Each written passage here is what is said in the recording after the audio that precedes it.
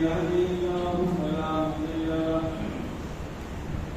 ومن يضلل فلا هادي له وأشهد أن لا إله إلا الله وحده لا شريك له وأشهد أن محمدا عبده ورسوله يا أيها الذين آمنوا اتقوا الله حق تقاته ولا تموتن إلا وأنتم مسلمون يا أيها الناس اتقوا ربكم الذي خلقكم من نفس واحدة وخلق منها زوجها وبث منهما رجالا كثيرا ونساء واتقوا الله الذي تساءلون به والأرحام إن الله كان عليكم رقيبا يا أيها الذين آمنوا اتقوا الله وقولوا قولا سديدا يصلح لكم أعمالكم ويغفر لكم ذنوبكم ومن يطع الله ورسوله فقد فاز فوزا عظيما أما بعد فإن خير الحديث كتاب الله وخير الهدي هدي محمد صلى الله عليه وسلم وشر الأمور محدثاتها وكل محدثة بدعة وكل بدعة ضلالة وكل ضلالة في النار أعوذ بالله السميع العليم من الشيطان الرجيم بسم الله الرحمن الرحيم من عمل صالحا من ذكر أو أنثى وهو مؤمن فلنحيينه حياة طيبة ولنجزينهم أجرهم بأحسن ما كانوا يعملون رب اشرح لي صدري ويسر لي أمري واحلل عقدة من لساني يفقهوا قولي آمين الجمعة بزرگوں دوستوں اور خواتین اسلامی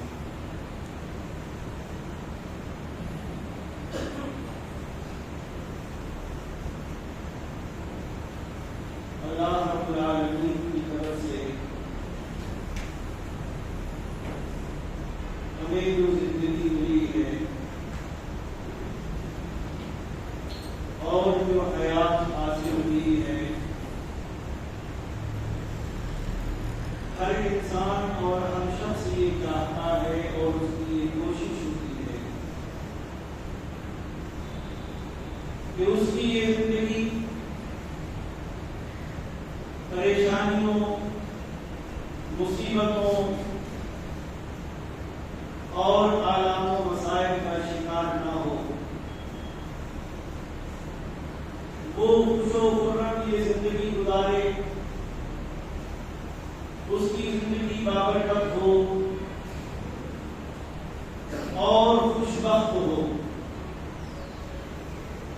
اس کے لیے وہ محنت کرتا ہے، کوشش کرتا ہے، تگ و دو کرتا ہے، مال کماتا ہے، پیسہ کماتا ہے۔ خوشگوار زندگی گزارنے کے لیے وہ مکانات تعمیر کرتا ہے، بلڈنگیں بناتا ہے، اچھی اچھی رہائشیں وہ بناتا ہے اور اس میں آرام و آسائش کے سارے سامان مہیا کرتا ہے تاکہ اس کی زندگی ایک اچھی زندگی بن جائے، اس کو کوئی پریشانی نہ ہو، اس کو کوئی مصیبت لاحق نہ ہو۔ لیکن یاد رکھیں کہ مال، دولت، زمین، جائیداد، روپیہ، پیسہ، اچھی بلڈنگیں، اچھے مکانات اور ان بلڈنگوں، مکاناتوں، فلیٹوں اور کوٹھیوں میں زندگی گزارنے کی ہر طرح کی آسانیاں یہ خوشبختی اور اچھی ضمانت نہیں ہو سکتی۔ اگر ایسا ہوتا تو کبھی بھی مالدار اور دولت مند لوگ اپنی ہی پستول سے اپنی جان نہ لے لیتے۔ اگر دنیا کی آرام و آسائش ہی اچھی زندگی کی ضمانت ہوتے تو کبھی کوئی مالدار، پیسے والا اور شہرت رکھنے والا اپنے ہی گھر اور اپنے ہی فلیٹ اور اپنی ہی کوٹھی میں پنکھے سے لٹک کر اپنی جان نہیں لے دیتا۔ معلوم یہ ہوا کہ زندگی کو اچھا بنانے کے لیے صرف یہی کافی نہیں کہ آدمی مال کما لے، دولت اکٹھا کر لے اور اپنے گھر میں ہر طرح کے اچھے سامان مہیا کر لے تاکہ اس کو کوئی پریشانی نہ ہو، بلکہ زندگی کو اچھا بنانے کے لیے دنیا اور آخرت میں مال کے ساتھ، زمین و جائیداد کے ساتھ، دنیاوی چیزوں کے ساتھ ان اصول، ضوابط اور عوامل کو بھی سامنے رکھنا پڑے گا جو اللہ تعالی نے اور اللہ کے نبی محمد رسول اللہ صلی اللہ علیہ وسلم نے بیان فرمائے کہ جن کو اپنا کر، جن کو اختیار کر کے، جن اسباب و ذرائع کو اپنی زندگی میں اپلائی کر کے آدمی کی زندگی خوشگوار ہو سکتی ہے، چاہے اس کے پاس مال ہو یا مال نہ ہو۔ اگر آدمی ان ذرائع کو اپناتا ہے تو ایک مالدار آدمی بھی کبھی غم کا شکار نہیں ہوگا، اس کو پریشانی نہیں لاحق ہوگی اور اس کا مال دنیا میں بھی اس کی عزت اور زندگی کو اچھا بنانے کا ذریعہ بنے گا اور آخرت میں بھی ذریعہ بنے گا۔ اور اگر آدمی غریب ہے، اس کے پاس زمین و جائیداد مالداری نہیں ہے، تب بھی وہ کم سے کم اپنی زندگی سے تنگ آ کر، عاجز آ کر، زندگی کی پریشانیوں سے گھبرا کر وہ خودکشی نہیں کرے گا، اپنی زندگی کو تباہ نہیں کرے گا، اپنی زندگی کو برباد نہیں کرے گا۔ اور جب ہم قرآن و حدیث کا مطالعہ کرتے ہیں تو ہم کو معلوم ہوتا ہے کہ اللہ تعالی نے اور اس کے رسول محمد رسول اللہ صلی اللہ علیہ وسلم نے ہمیں کچھ اسباب بتائے ہیں، کچھ ذرائع بتائے ہیں، کچھ اصول بتائے ہیں کہ جن کو اپنا کر ہماری زندگی خوشگوار ہو سکتی ہے۔ آئیے اختصار کے ساتھ ہم ان کو جاننے کی کوشش کریں اور صرف مال پر، صرف دولت پر، صرف زمین پر، صرف جائیداد پر، صرف بینک بیلنس پر، صرف کوٹھی پر، صرف بلڈنگ پر توکل اور بھروسہ نہ کر لیں۔ اس سلسلے میں سب سے پہلے ہمارے سامنے یہ آتا ہے کہ زندگی کو اگر خوشگوار بنانا ہے تو آدمی کو ایماندار بننا ہوگا، صاحب ایمان بننا ہوگا اور عمل صالح کرنا ہوگا۔ کیوں؟ اس لیے کہ اللہ رب العالمین جس سے سچا اور جس کے کلام سے سچا کوئی کلام نہیں ہو سکتا، وہ قرآن میں ارشاد فرماتا ہے من عمل صالحا من ذکر او انثى وهو مؤمن فلنحيينه حیاتا طیبہ۔ جو مرد عورت بھی نیک عمل کرے، عمل صالح کرے اور ساتھ میں وہ صاحب ایمان بھی، وہ ایمان والا بھی ہو، وہ مومن بھی ہو، فَلَنُحْيِيَنَّهُ حَيَاةً طَيِّبَةً، تو ہم اس کو بہترین زندگی عطا کریں گے، اچھی زندگی عطا کریں گے، دنیا میں بھی اور آخرت میں بھی۔ جب آدمی مومن ہوگا، صاحب ایمان ہوگا، مالدار ہو یا غریب، اس کی زندگی دنیا میں بھی اچھی ہوگی اور وہ عثمان بن عفان، وہ عبد الرحمن بن عوف یا دیگر مالدار صحابہ کی طرح وہ دنیا میں عزت و احترام کے ساتھ دیکھا جائے گا، اور بلال حبشی، عمار بن یاسر یا صہیب رومی جیسے لوگ یا وہ صحابہ کرام کہ جن کے پاس کھانے کے لیے بھی کچھ نہیں ہوتا تھا، وہ ان کا بھی نام آج بڑی عزت و احترام کے ساتھ لیا جاتا ہے۔ تو فرمایا کہ عمل صالح اور ایمان کے ساتھ عمل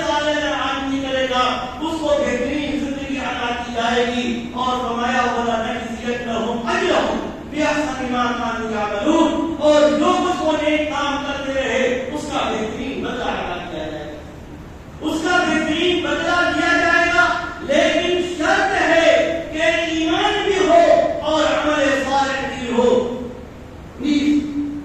اور اگر ہم آگے اور دیکھیں تو بہترین زندگی کے لیے ضروری ہے کہ اللہ کی تقدیر پر ہم راضی برضا ہوں۔ حالات کیسے بھی اچھے ہوں یا ہم کو لگے کہ ہمارے حالات خراب، آدمی مالدار ہو یا غریب، آدمی تندرست ہو یا آدمی بیمار ہو، ہر حال میں اللہ تبارک و تعالیٰ کے فیصلے پر راضی برضا اگر وہ رہتا ہے تو اس کی زندگی خوشگوار ہوگی۔ بات آئی کہ ایمان ضروری ہے دنیا میں بہترین زندگی کے لیے اور آخرت میں بھی بہترین زندگی کے لیے، اور ایمان ہی کا ایک تقاضا ہے کہ آدمی اللہ کی تقدیر پر، اللہ کے قدموں پر، اللہ کی مشیت پر ہر حال میں راضی ہو، اس کے اوپر اس کی زبان پر کبھی شکوہ اور شکایت نہ کہ اللہ تو نے مجھے کس طریقے سے کر دیا، کیا میرے حالات کر دیے۔ ایک حدیث میں اللہ کے نبی صلی اللہ علیہ وسلم نے فرمایا، صحیح مسلم کی روایت ہے کہ ذاق طعم الایمان من رضی باللہ ربا وبالاسلام دینا وبمحمد رسولا صلی اللہ علیہ وسلم، کہ وہ آدمی ایمان کی چاشنی اور ایمان کی مٹھاس محسوس کرے گا جو اللہ کے رب ہونے سے اور اسلام کے دین ہونے سے اور خاتم النبیین محمد صلی اللہ علیہ وسلم کے رسول ہونے سے راضی اور خوش ہو۔ رب وہ ہے، خالق وہ ہے، مالک وہ ہے، معبود واحد وہ ہے، اور اسلام کی شکل میں جو طریقہ، جو منہج، جو راستہ اور جو مسلک دیا گیا ہے، اس کے علاوہ کوئی طریقہ ایسا نہیں جو اسلام کا مقابلہ کر سکے۔ اور ہادی و رہنما، پیشوا، قدوہ اور اسوہ بنا کر اللہ تبارک و تعالیٰ نے جو امام الانبیاء محمد رسول اللہ صلی اللہ علیہ وسلم کو ہمارے درمیان بھیجا ہے، آپ کے بعد کسی رہبر اور رہنما کی ضرورت نہیں۔ فرمایا اللہ کے فیصلے پر راضی ہو، رب کے فیصلے پر تم ہنسی خوشی اس کو قبول کرو، چاہے حالات جیسے بھی ہوں، کبھی شکوہ نہ ہو اللہ کے لیے، کبھی شکایت نہ ہو اللہ کے لیے۔ اگر ایسا کرو گے زندگی خوشگوار ہوگی۔ اور جہاں آدمی ہر وقت شکوہ کرنا رہے، کیا حالت ہو گئی میری، کیسا ہو گیا میں، دنیا بالدار ہے میری، دنیا کی یہ حالت ہے، میری یہ حالت، تو پھر آدمی کی زندگی کبھی بھی سکون کی نہیں ہو سکتی۔ بہترین زندگی کے اسباب اور ذرائع میں سے ایک چیز ہے اللہ پر بھروسہ، اللہ پر توکل۔ توکل اپنی ذات پر نہیں، بھروسہ اپنی قدرت پر نہیں، اپنے ہاتھ پر نہیں، اپنی تجارت پر نہیں، اپنے علم پر نہیں، اپنے دماغ پر نہیں، بلکہ ہم تو کام کر رہے ہیں، ہم تو محنت کر رہے ہیں، ہم تو کوشش کر رہے ہیں جو کہ ہم سے کہا گیا، لیکن ہر حال میں توکل اور بھروسہ کس پر؟ اللہ رب العالمین۔ ایک آدمی بیمار ہوتا، اس کے سر میں درد ہوتا، ڈاکٹر کے پاس جاتا ہے، ڈاکٹر اس کو ایک ٹیبلٹ دے دیتا، آدمی نے ٹیبلٹ کھائی ہے، گولی کھائی ہے، لیکن اس کا یہ عقیدہ ہونا چاہیے کہ ڈاکٹر کی تجویز کرتا، میں نے دنیا کے اقدار سے ایک دوا استعمال کی ہے، لیکن میرا بھروسہ اللہ رب العالمین پر ہے کہ رب چاہے گا تو مجھے بیماری سے شفا ملے گی، اور اگر وہ نہیں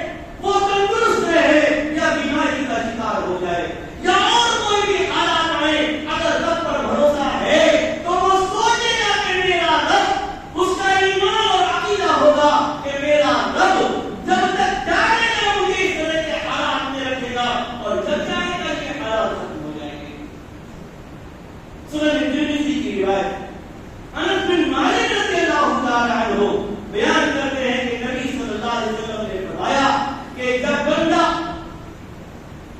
گھر سے نکلتے وقت ایک دعا پڑھتا ہے، اور دعا کیا ہے؟ فرمایا اپنے وہ کہتا ہے بسم اللہ توکلت علی اللہ لا حول ولا قوت الا باللہ، اللہ کے نام سے میں شروع کرتا ہوں، اللہ پر بھروسہ کرتا ہوں۔ نکلا ہے آدمی سفر کے لیے، سفر تجارت کا بھی ہو سکتا ہے، سفر کہیں آنے اور جانے کا بھی ہو سکتا ہے، سفر علم کا بھی ہو سکتا ہے، سفر کسی اور چیز کا بھی ہو سکتا ہے، اللہ کے نام سے اس نے گھر سے نکلتے وقت سفر کیا، شروع کیا، اللہ کے نام سے شروعات کی، اور بھروسہ بھی کس پر کیا؟ اللہ رب العالمین۔ توکلت علی اللہ، میرا بھروسہ اللہ پر ہے، لا حول ولا قوت الا باللہ، کوئی بھی طاقت و قوت اللہ کے بغیر نہیں، اللہ کی مشیت کے بغیر نہیں، اللہ سے عظیم کوئی نہیں، اللہ سے زیادہ طاقتور کوئی نہیں۔ وہ چاہے گا تو ہمارا سفر آسان ہوگا، وہ چاہے گا تو ہمارا سفر پورا ہوگا، وہ چاہے گا تو ہم اپنے منزل مقصود پر پہنچ جائیں گے، اور اگر نہیں چاہے گا کتنے ہی ہم سفر کے انشورنس کرا لیں،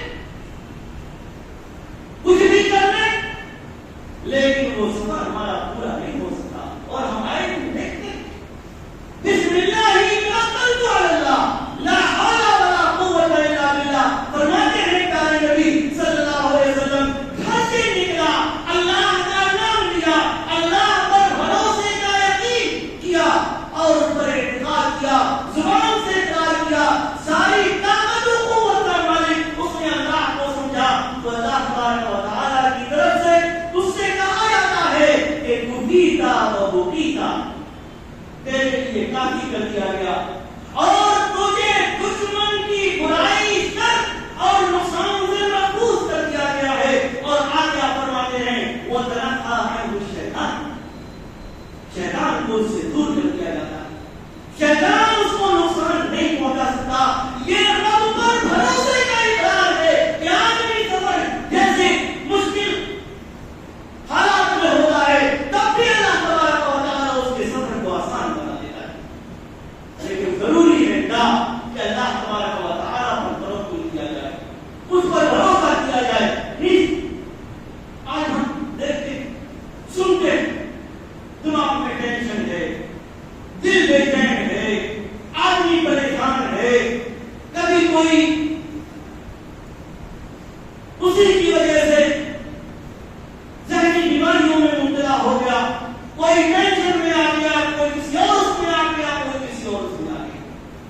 قرآن نے ایک علاج بتایا، اور اس کے لیے آدمی کوئی گانے سنتا ہے، کوئی شراب کا سہارا لیتا ہے، کوئی افیم کا سہارا لیتا ہے، کوئی کسی اور چیز کا سہارا لیتا ہے، کسی اور چیز کا سہارا لیتا ہے، اور یہ سمجھتا ہے کہ شراب کے نشے میں دھت ہو کر اس کی پریشانیاں دور ہو گئی، اس کے علام و مصائب دور ہو گئے، اس کا ذہنی تناؤ دور ہو گیا، اس کا ذہنی خلیات دور ہو گیا۔ نہیں، غلط ہے یہ تصور۔ کون کہتا ہے اگر دلوں اور دماغوں کا اطمینان چاہتے ہو تو کہیں اور مت جاؤ، رب کی طرف رجوع کرو، اللہ رب العالمین کا ذکر کرو۔ الذین آمنوا وتطمئن قلوبهم بذکر اللہ، ایمان والے اللہ کے ذکر سے اطمینان حاصل کرتے ہیں، اور فرمایا الا بذکر اللہ تطمئن القلوب، اللہ کے ذکر سے، اللہ کی تسبیح سے، اللہ کی تقدیس سے، اللہ کی عبادت سے، اس کے قرآن کی تلاوت سے، اس کا ذکر و اذکار کرنے سے، اس کو یاد کرنے سے رب کائنات فرماتا ہے یہ دل پرسکون ہو جاتا ہے۔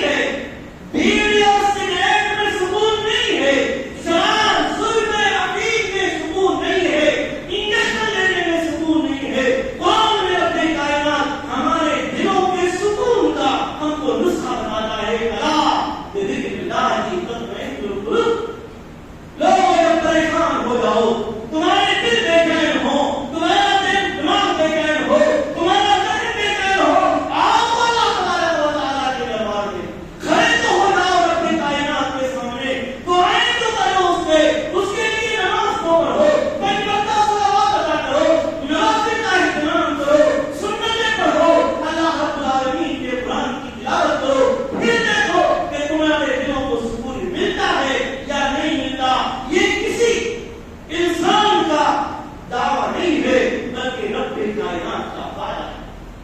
اللہ بذکر اللہ تطمئن القلوب. سن لو اللہ کے ذکر سے دلوں کو اطمینان حاصل ہوتا ہے. ذرا بندے قرآن کی تلاوت کر کے دیکھ لو. 2 رکعت نماز وضو کر کے 2 رکعت نماز پڑھنے وضو کے ساتھ دیکھ لو. اللہ رب العالمین کی تصویر بیان کر کے دیکھ لو. دیکھ پھر سکون ہوتا ہے کہ نہیں. رب کائنات نے فرمایا کیا؟ یا ایھا الذین آمنوا اذکروا اللہ ذکرا کثیرا وسبحوہ بکرۃ واصیلا.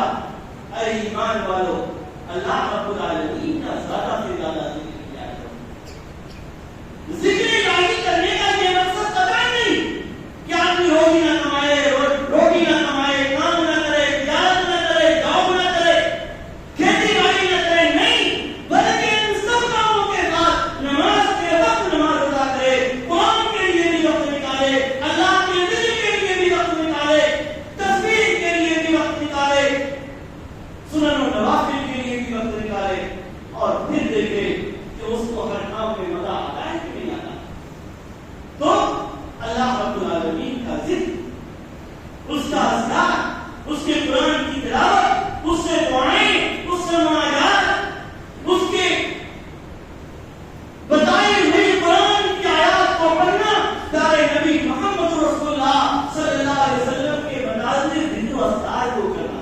قرآن و حدیث کے ذکر و اذکار ہمارے اور آپ کے بنائے ہوئے نہیں، جن کی کوئی اصل نہ ہو، جن کی کوئی حقیقت نہ ہو، جن کا کوئی سوچ نہ ہو، جن کی کوئی بنیاد نہ ہو. نہیں، بلکہ وہ اذکار، وہ دعائیں، وہ تسبیحات جو قرآن میں بیان کی گئی ہوں اور محمد رسول اللہ صلی اللہ علیہ وسلم کی احادیث اور آپ کے اقوال مبارکہ میں بیان کی گئی، وہ ذکر و اذکار. نہیں، اگر آدمی زندگی خوشگوار بنانا چاہتا ہے تو لوگوں کے ساتھ بھلائی کرے، لوگوں کے ساتھ احسان کرے، لوگوں کے ساتھ اچھا سلوک کرے. یاد رکھو، لوگوں کے ساتھ برائی نہ کر کے، لوگوں پر ظلم کر کے، لوگوں کو تکلیف پہنچا کر کبھی بھی کوئی انسان آرام میں نہیں رہ سکتا. دوسرے کو ہم تکلیف پہنچائیں گے، رب کائنات ہم کو تکلیف میں مبتلا کریں گے. احسان کرو، بھلائی کرو. کیوں؟ اس لیے کہ اللہ تبارک و تعالیٰ نے ہم کو اسی کا تو حکم دیا ہے. ہر خطبے میں ہم ایک آیت سنتے ہیں، ان اللہ یأمر بالعدل والإحسان وإیتاء ذی القربى وینہی عن الفحشاء والمنکر والبغی یعظکم لعلکم تذکرون. اللہ تعالیٰ حکم دیتا کس کا؟ عدل کا، انصاف کا، احسان کا، لوگوں کے ساتھ بھلائی کرنے کا اور قرابت داروں کو دینے کا، ان کی ضروریات پوری کرنے کا. وینہی عن الفحشاء والمنکر، اور وہ ان کو برائیوں سے روکتا، ناپسندیدہ چیزوں سے روکتا، ظلم سے روکتا ہے اور ان کو نصیحت کرتا ہے. اگر ہم دوسرے کے ساتھ بھلائی کریں، انسان دوسرے کے ساتھ احسان کرے گا، بھلائی کرے گا، جس کا حکم اللہ تبارک و تعالیٰ نے دیا ہے، اس کی زندگی خوشگوار ہوگی. یقین نہ آئے تو قرآن پڑھ لیجیے. سورہ نحل میں اللہ تعالیٰ نے فرمایا للذین احسنوا فی ہذہ الدنیا حسنہ ولنعم دار المتقین.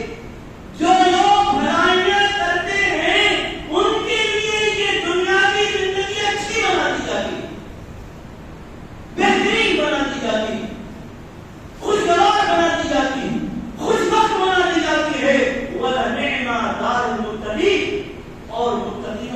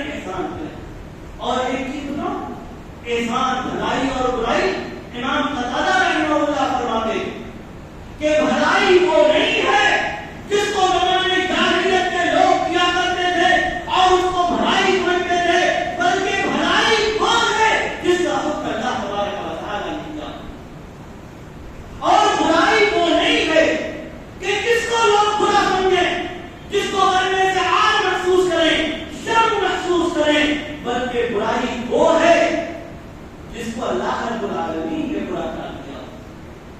جس کی برائی اپنے کائنات میں کی ہو تو وہ برائی کرو جس برائی کو کرنے کا اللہ ہمیں اور اللہ کے نبی محمد رسول اللہ صلی اللہ علیہ وسلم نے حکم دیا. اور ان چیزوں سے باز آ جائیں ہم جن کو کرنے سے اللہ اور اس کے رسول صلی اللہ علیہ وسلم نے منع فرمایا.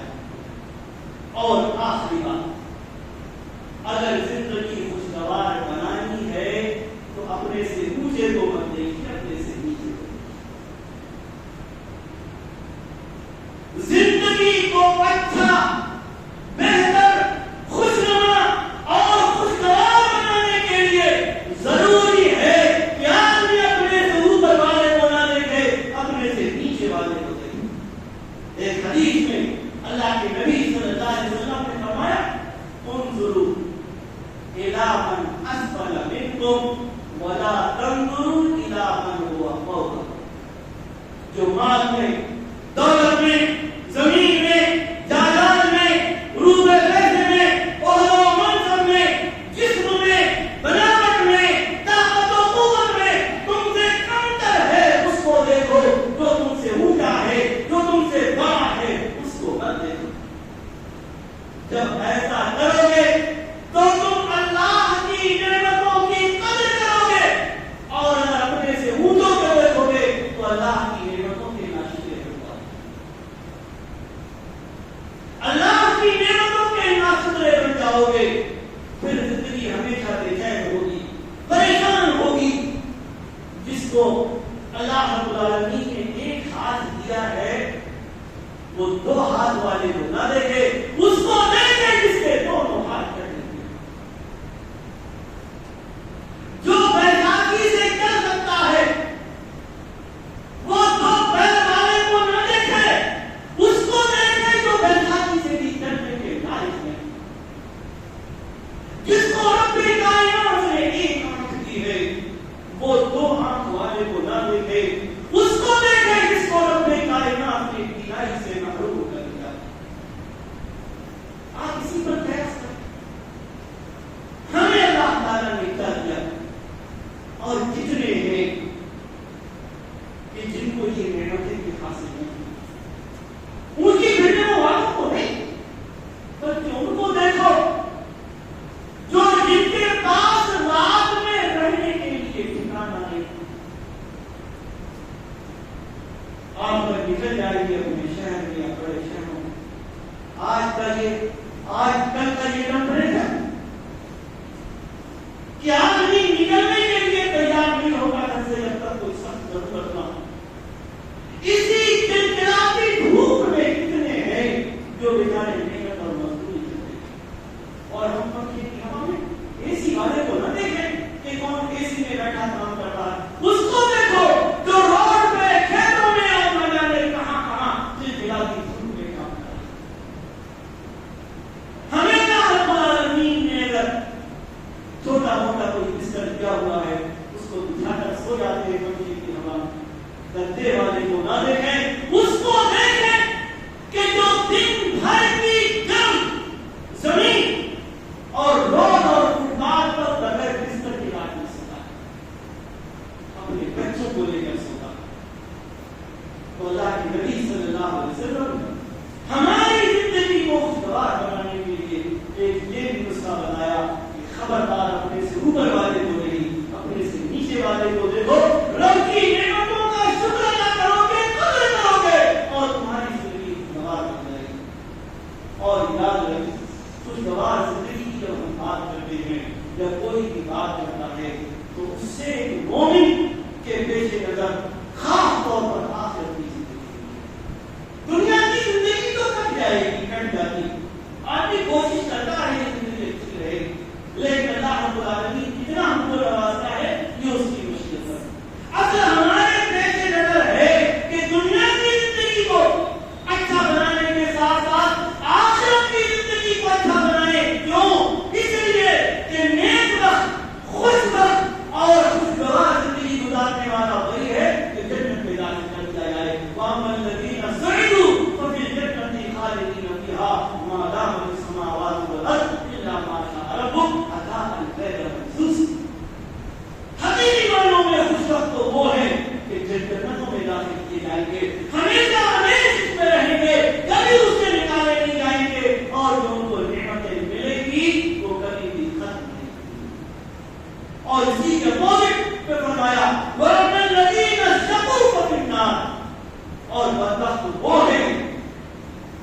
کہ جنہوں نے دنیا کی زندگی کیسے گزاری وہ جانے، کتنی خوشگوار اور کتنی غیر خوشگوار، لیکن وہ اپنے اعمال کی وجہ سے جہنم میں داخل کر دیے گئے اور وہ جہنم سے کبھی نکلیں گے نہیں، بھڑکتی ہوئی آگ میں وہ ڈالے جائیں گے۔ وہ بدبخت ہیں۔ ہمارا کام یہ ہے کہ ہم اپنی زندگی کو، دنیا کی زندگی کو بھی اچھا بنانے کے لیے حلال طریقے اختیار کریں اور آخرت کی زندگی کو اچھا بنانے کے لیے، خوشبخت بنانے کے لیے ان ذرائع اور اسباب کو اپنائیں جو قرآن میں اور احادیث میں اللہ کے رسول صلی اللہ علیہ وسلم نے ہمارے لیے متعین اور بیان فرمائے ہیں۔ اللہ تبارک و تعالیٰ ہمیں دینے والی توفیق عطا فرمائے۔ رب کائنات ہر قسم کے گناہوں سے ہمیں محفوظ رکھے، ناشکری سے محفوظ رکھے، رب کی نعمتوں کی ناقدری سے رب کائنات ہمیں بچائے۔ اللہ تبارک و تعالیٰ ہماری دنیاوی زندگی کو بھی خوشگوار بنائے اور آخرت کی زندگی کو بھی ہماری خوشگوار بنائے۔ رب کائنات ہمیں دنیا میں بھی آلام و مسائل سے محفوظ رکھے اور آخرت میں بھی اللہ تبارک و تعالیٰ اپنے غضب اور ناراضگی اور عذاب سے ہمیں محفوظ رکھے۔ آمین۔ بارک اللہ لنا ولکم فی القرآن العظیم۔